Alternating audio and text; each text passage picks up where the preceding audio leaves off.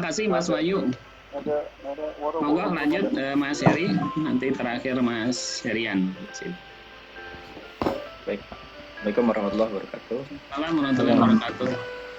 Ya, sebelumnya yang mungkin di akhir tahun ini ya, saya juga mohon maaf kalau banyak kesalahan selama berinteraksi. Dari bulan Maret saya bergabung, ya belum ada setahun, tapi ya alhamdulillah saya sudah bisa merasakan keluargaan yang bagus di PMB, dan juga sudah banyak sekali tentunya dari sisi teknikal ya yang terus diasah oleh para dan Pak Sudi untuk para PM, dan sangat bermanfaat sekali kalau yang saya rasakan gitu. Karena awalnya saya terus terang juga ya, karena dunia baru mungkin bagi saya, walaupun ya sebelumnya saya juga pernah gitu pengalaman di perusahaan sebelumnya, cuman mungkin karena sudah lama sekali ditinggalkan gitu, jadi ketika ya mungkin pas di fase-fase awal itu cukup lumayan juga harus banyak membaca kembali gitu ya dari buku-buku ataupun dari slide-slide presentasi gitu. Dan memang program-program yang sifatnya seperti itu mungkin lebih baik juga dibikin kurikulum kali Pak Ratno ya. Ada kurikulum sendiri. Jadi mungkin asesmen kita juga sebagai PM, apalagi yang udah senior mungkin ya, yang middle ataupun yang junior yang baru seperti saya, sehingga kurikulum itu bisa melihat secara pencapaian dalam tanda petik akademik lah gitu ya. Kalau kayak di sekolah itu kitanya di level mana gitu, sehingga itulah bisa menjadi pemicu lah buat kita terus mengembangkan diri. Kalau dari KPI personal mungkin kan tidak terlihat secara ininya ya, materi apa yang pernah kita dapatkan, tersusun seperti apa gitu yang dari kemarin training-training kita.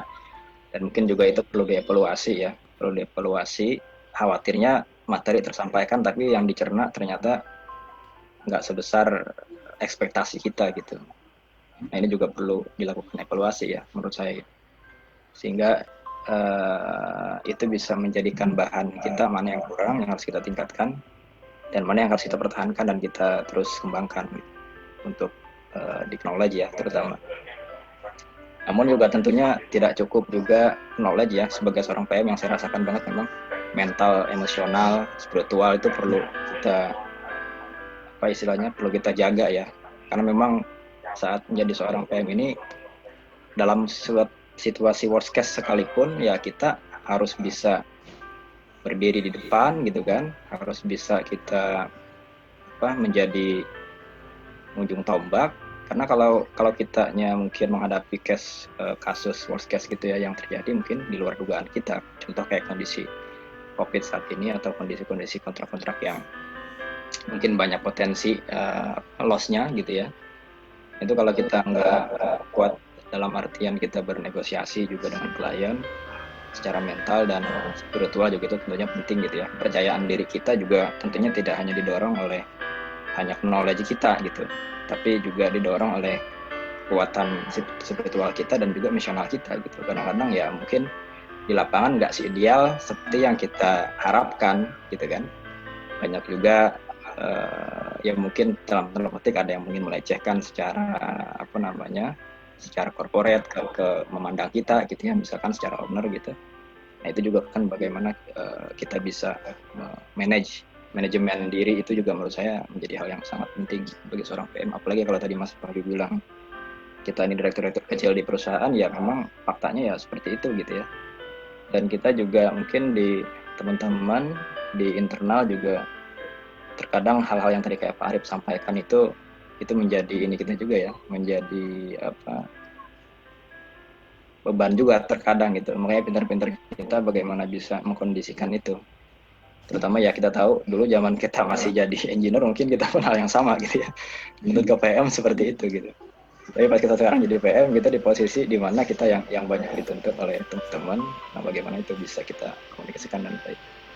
Mungkin usulan-usulan program ya itu kali Pak, bukan hanya masalah knowledge aja ya, secara spiritual juga kita penting mungkin ditingkatkan juga di PMB gitu ya, supaya paling enggak ya bukan hanya ini kita, bukan hanya dari sisi aspek knowledge kita, tapi hati pun perlu kita sentuh dengan sentuhan ya rohani lah gitu ya, entah nama programnya apa nanti biar para lebih jago di situ. dan juga pelatihan mental yang dulu pernah disonding masalah jiwa korsa gitu ya. Saya rasa itu juga sangat penting gitu. Karena untuk negosiasi itu juga butuh mental gitu ya. Nego walaupun sekedar kita ngomong gitu, kita ngemail, itu pun butuh keberanian gitu. Apalagi harus sudah berhadapan-hadapan di depan dengan owner yang mungkin bisa jadi lebih senior secara pengalaman di kita gitu ya, secara usia juga. Itu juga saya yakin itu butuh butuh keberanian, dan juga tentunya itu didorong dengan kekuatan mental kita yang memang sudah teruji. Terus juga knowledge juga mungkin ya sangat penting saya rasa untuk mendukung itu ya, pengetahuan kita. Mungkin itu Pak dari saya, dan mungkin saya juga berharap sih, dulu pernah ada program coaching ya kalau nggak salah Pak Ratno ya. Coaching ya. Coaching yang pernah Pak Edi juga sampaikan dulu ya sebelum Pak Edi selesai di era itu. Nah, mungkin program itu juga perlu kali Pak, ditingkatkan lagi gitu. Dari senior PM mungkin ya ke junior atau seperti apa, sehingga experience yang seniornya apalagi yang kayak Pak Pati mungkin udah mau pensiun gitu ya, sayang juga ilmunya yang belum terserap gitu. Nanti bayar Pak Pati mahal kita kalau udah enggak nih. Iya. Karena mumpung masih gratis gitu. Saya baru gitu ya. Ya intinya sih Pak, secara knowledge yang kita, walaupun background pendidikan saya electrical ya mungkin saya lebih menguasai di bidang power plant gitu misalkan ya. Tapi kan faktanya sekarang saya juga banyaknya di bidang MPS gitu kan, bidang proyeknya gitu. Saya banyak belajar juga dari Pak Depri contohnya kemarin, terus dari Pak Iwan juga sering kasih yang pengalaman di MPS gitu, di mengelola MPS. Itu sih Pak dari saya, terima kasih. Terima kasih Mas Heri. Masalah kurikulum ya. Sebetulnya tuh saya ada pemikiran kayak membuat nilai prestis masing-masing gitu. Cuman kriterianya belum ketemu. Contoh kalau pilot atau supir atau penerbang ya, itu biasanya kan dia senior. Kenapa? Karena sudah mencapai 500.000 jam penerbangan. Jadi dia hitung setiap naik pesawat ngemudi. Nah di kita itu kayaknya perlu berhitung ke sana deh. Kalau Pak Sudi saya tanya per hari ini pernah pegang proyek totalnya berapa ratus miliar atau triliun, itu Pak Sudi pernah menghitung nggak Pak? Itu sebagai satu barometer prestisnya masing-masing ya, sekali bukan untuk sombong saya. Tapi ada nilai prestis yang mau kita bikin kriteria total sekian ratus ribu hour. Menghitungnya masing-masing lah. Harus lihat harus lihat catatan. Saya punya catatannya di CV itu saya cantumkan nilai proyeknya. Nah, boleh. Itu nanti teman-teman menghitung, tapi kita mungkin ide kita cari kriterianya kali Pak Sudi, jumlah man hour-nya, misalkan jumlah nilai rupiahnya, ataukah jumlah personilnya, ataukah durasi terpanjangnya. Jadi bikin parameter sehingga kita akan meminta teman-teman nanti mengakses masing-masing. Oh ternyata saya selama ini sudah 1 triliun nilai proyek misalkan, kan satu nilai proyek. Terlepas mungkin nyambung apa enggak nyambung, kayak Mas Heri misalkan di Freeport mungkin diakuin Pak Iwan, diakuin Mas Dandung, diakuin Pak Fatih, Pak Leo sebelumnya, Mas Heri ngakuin juga nggak apa-apa, silakan aja lah gitu. Kan akuratnya masing-masing aja, tapi bahwa Mas Heri memanage nilai sekian puluh miliar, win itu Pak. Nanti coba kita ini Mas Heri, sebenarnya ada parameter sendiri ya. Terus untuk komunikasi ya, Pak, terus aspek spiritual ya.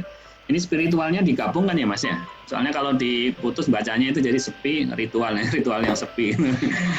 Undangan nggak ada yang datang gitu ya.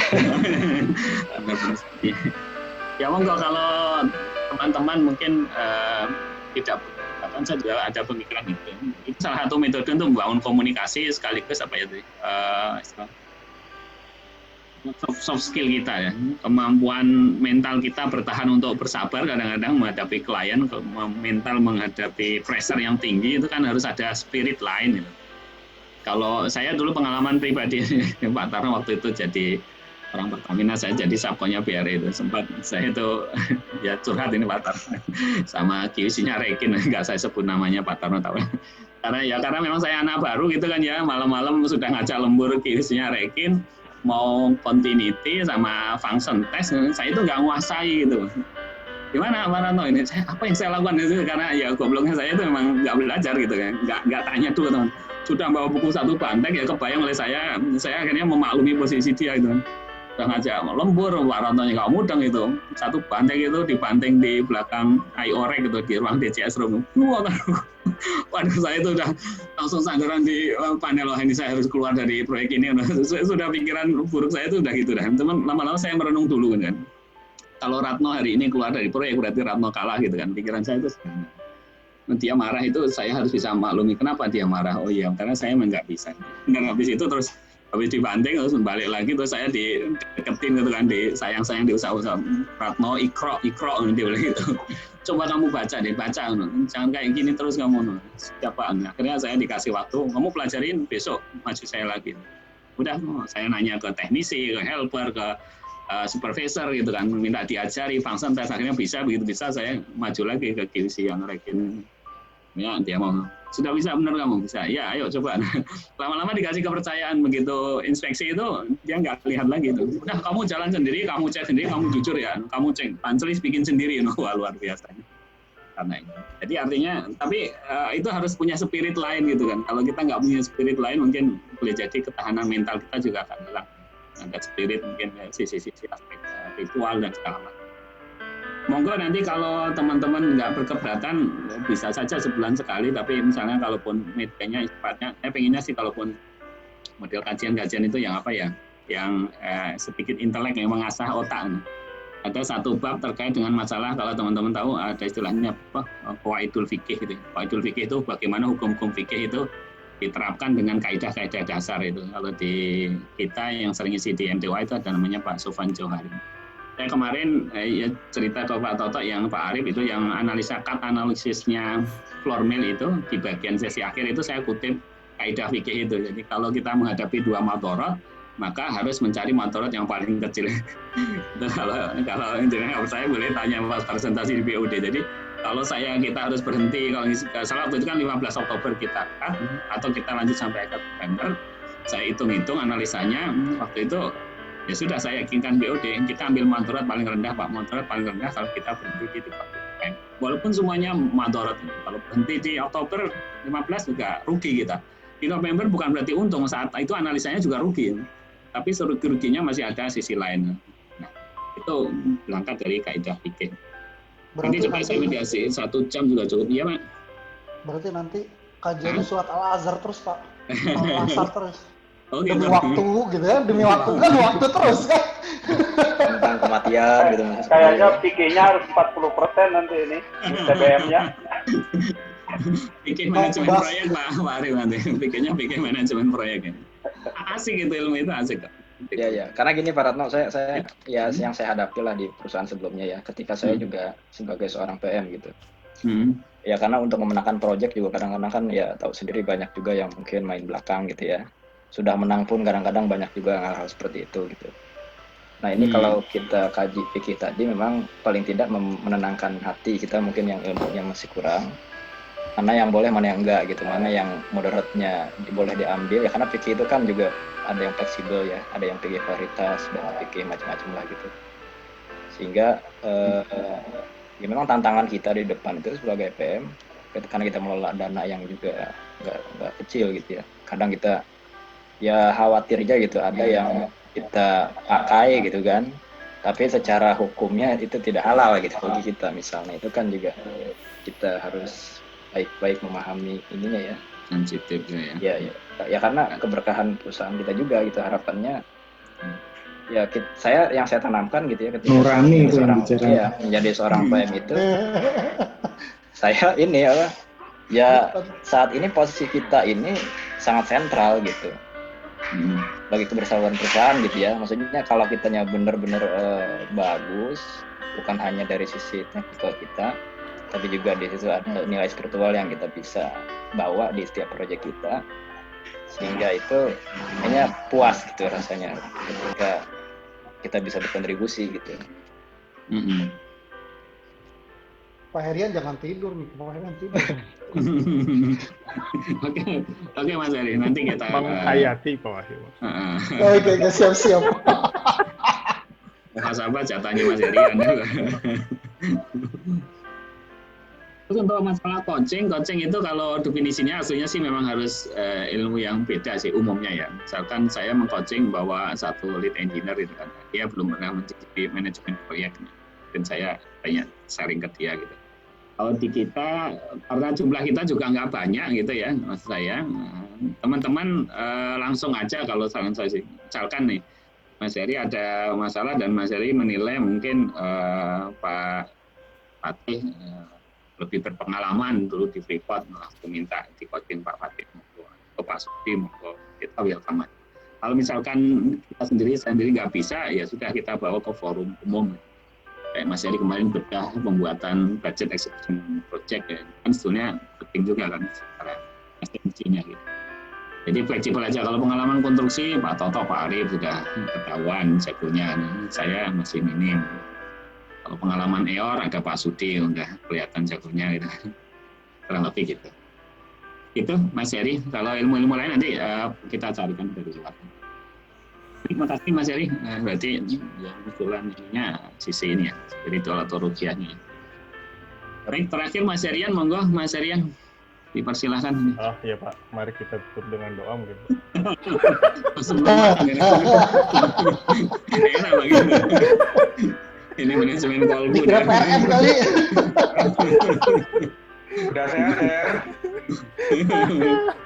Iya, Udah sehat. Alhamdulillah. Alhamdulillah.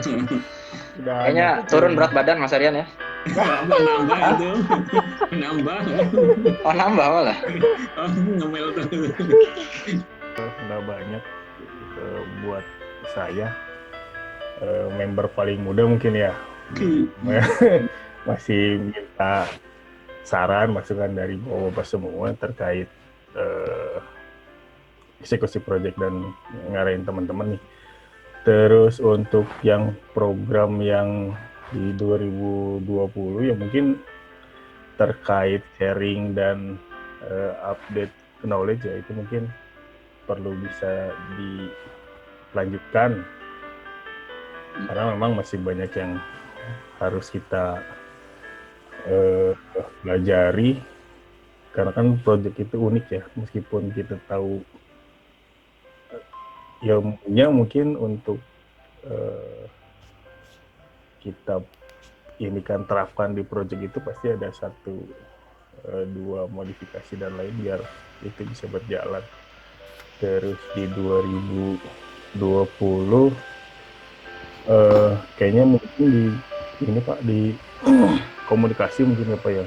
Jadi banyak catatan untuk komunikasi yang nggak semua yang kemarin kayak Pak Sudi infokan itu mungkin harus bisa terutama untuk PM dengan timnya karena yaitu jadi satu kunci yang menurut saya sih jadi faktor yang paling penting gitu ketika udah enak diajak komunikasi istilahnya kita punya prajurit berani mati lah gitu ketika di telepon jam berapa pun ya.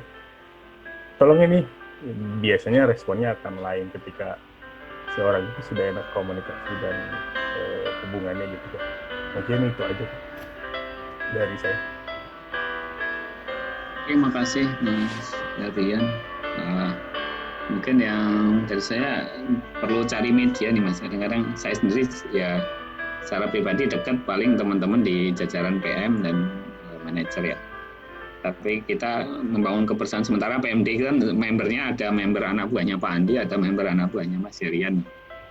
Ini perlu satu media kali ya, nggak tahu apa kira-kira idenya. Maksudnya biar kalau ketemunya di project mungkin ya jadi formal project ya. Tapi kebersamaan momen kita bersama-sama dengan kawan-kawan di PPC dan juga anak buahnya Pak Andi itu kira-kira mau ditarik kemana ya? Ada ide nggak dari teman-teman? Baik, cukup Bapak Ibu sekalian. Pak Sudi mau ditambahkan? Cukup ya. Baik, terima kasih banyak teman sekalian. Mungkin nanti saya coba bikin usulan-usulannya ya. Nanti kalau mau recordingnya saya japri aja. Takutnya udah di-share ke semuanya. Tadi harus ada yang dipotong katanya. Kalau Pak Sudi nanti mau sempat motong boleh nanti saya share recording ya. Cuma poin penting yang mungkin perlu saya sampaikan highlight di bagian ujung ya, jiwa pembelajar jangan berhenti ya, maksud saya harus kita jadikan semangat bersamalah. Kalau kita belajar ke Nabi Musa itu kan, walaupun dia sudah nabi tapi ternyata belajar juga pada Khidir itu. Tidak menjadikan dia berhenti untuk belajar. Apapun ilmu yang mau kita pelajari, insya Allah baik semua. Tapi saya menyarankan satu ilmu yaitu terkait dengan aspek generalis manajerial. Jadi kalau saya bilang di awal, bisnis itu dua, manajemen proyek dan manajemen keuangan. Punya proyek, nggak ada duitnya, nggak jalan, duitnya banyak, nggak bisa ngelola proyek, duitnya akan habis. Ilmu itu minta tolong sama-sama kita improve gitu ya, dari apapun media yang bisa kita ikutin. Terus yang ketiga, bahwa teman-teman semuanya ini menjadi kandidat paling kuat menurut saya pribadi untuk bergerak ke anak perusahaan untuk menjadi leader di sana gitu. Yang hari ini masih muda-muda, Mas Bayu, Mas Heri, nanti 5-10 tahun lagi punya peluang besar. Jangan sampai nanti pemegang saham itu ibaratnya nyari kandidat di internal aja nggak dapat gitu. Kita bukan masalah minat jabatan, tapi kalaupun ada kita siap gitu. Tolong siapkan kita masing-masing gitu. Karena peluangnya paling besar saya melihat hari ini di grup PMD.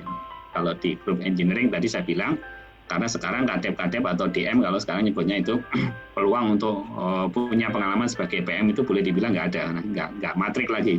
Dan kita kondisikan nggak usah dimatrik ke DM. Kita aja kalau PM-nya kurang saya tambahin.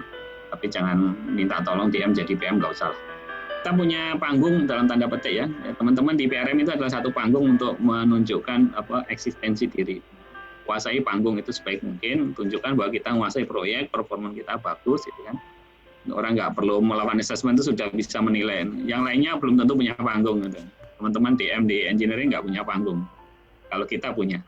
Maksimalkan panggung itu. Kalau kita menguasai aspek manajemen keuangan, manajemen proyeknya, sudah dua itu bolak-balik. Komunikasi kita baik, dari stabil emosional kita gitu ya, tidak meledak-ledak gitu kan.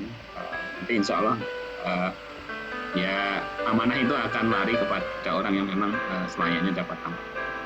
Saya kira itu. Terima kasih banyak teman-teman, sudah setahun ya kalau ngitungnya 2020 membersamai proyek manajemen. Terima kasih banyak untuk segala effort yang sudah diberikan gitu kan ya. Dan kita saling memaafkan lah. Saya pribadi juga banyak kesalahannya buat teman-teman semuanya. Kalau ada kesalahan teman-teman juga kita insya Allah saling memaafkan. Semuanya bukan karena masalah personal, sekali lagi karena amanah yang ada, tuntutan tugas kadang-kadang saya harus ngomong tinggi, kadang-kadang teman-teman harus menuntut lebih, wajar aja. Kalau sudah ya sudah. Mari kita bangun terus kebersamaan kita di 2021. Sehingga kalau kebersamaan terjalin, mudah-mudahan yang berat jadi ringan, yang ringan juga betul-betul ringan untuk kita jalani. Kesuksesan akan selalu bersama dengan kita. Ala hadinah wa ala kulli niyatin sholihah. Al-Fatihah. A'udzubillahi minasyaitonir rajim. Bismillahirrahmanirrahim. Alhamdulillahirabbil alamin. Arrahmanirrahim. Maliki yaumiddin. Iyyaka na'budu wa iyyaka nasta'in. Ihdinas siratal mustaqim. Shiratal ladzina an'amta 'alaihim ghairil maghdubi 'alaihim waladdallin. Terima kasih banyak, lebih kurang mohon maaf. Assalamualaikum warahmatullahi wabarakatuh. Waalaikumsalam warahmatullahi wabarakatuh.